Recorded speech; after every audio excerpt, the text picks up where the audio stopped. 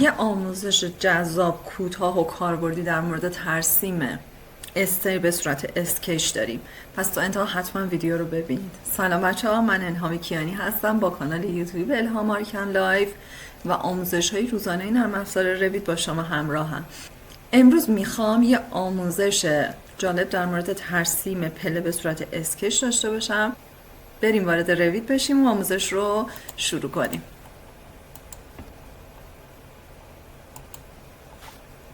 خب ابتدا به یکی از الیویشن ها میریم.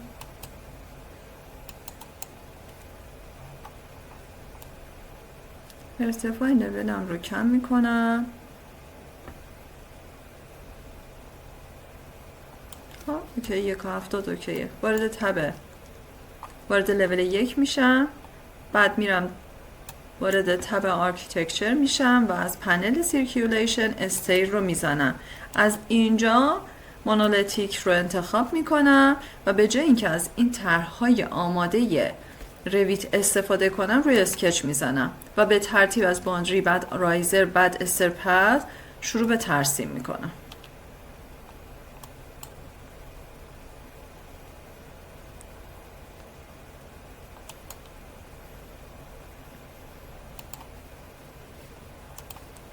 و دوباره یه بار دیگه یه آرک رو برمیدارم از اینجا به اینجا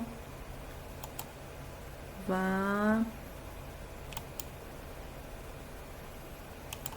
به این سمت. اوکی، دارم روی لاین و شروع به ترسیم رایزر ها میکنم. 1 2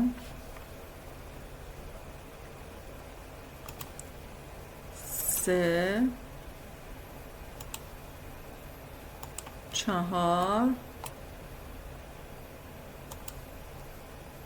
5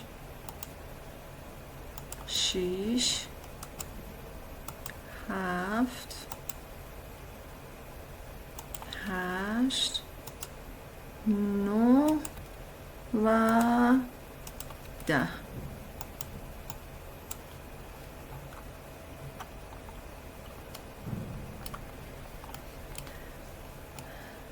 و مرحله آخر استرپس رو میزنم و فینیش رو میزنم. بریم وارد نورس بشیم.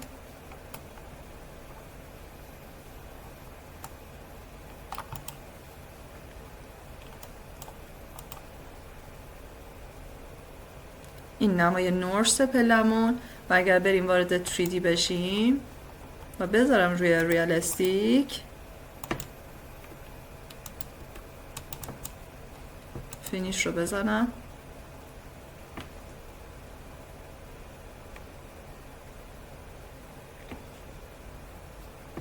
خب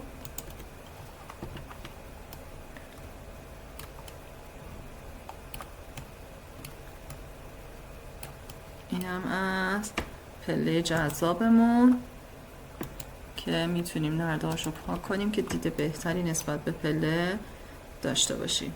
میبینید که به راحتی هر فرمتی رو میتونیم به استر تبدیل کنیم.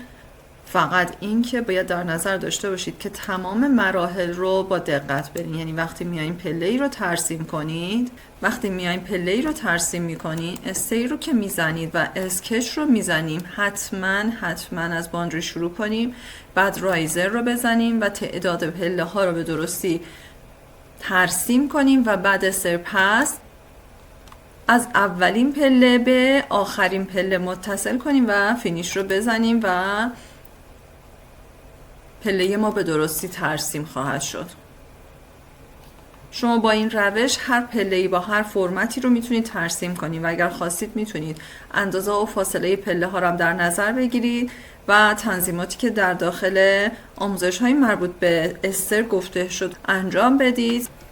خب دوستان، اینم از آموزش امروز. اگر براتون مفید بود لایک کنید، برای دوستان مهندستون شیر کنید. اگر سوالی براتون پیش اومد حتما کامنت کنید. تمرین فراموش نشه. موفق باشید. خدا نگهدار.